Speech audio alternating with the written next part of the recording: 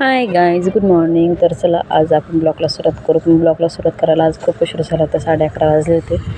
आणि त्यात आज उपवास पण होता, पण भूक पण एवढी लागली होती की ज्याला म्हणतात त्याला. तर मग मी घरी गेल्यावरती चहा ठेवला.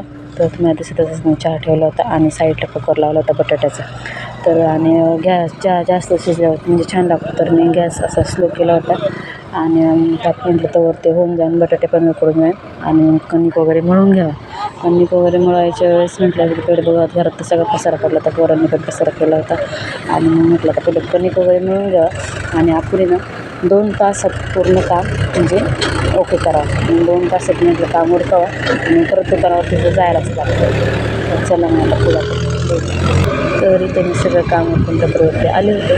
2 तासात आपलं काम उरकलं. मग गावात वगैरे मी जाऊन आले. गावात वगैरे जाऊन आले. मग इथे मी टपरीवर बसले होते आणि पुढं बघा फक्त एक कोसवलं त्यांचं बैलच चालत नव्हतं. मग दाखवतेच. हे बघा कशी ती गाडीच पुढं जात म्हणजे गाडी नाही, बैलच पुढं जात नव्हता. पर त्यांना ओढून हे झालं. तर चला बाय बाय.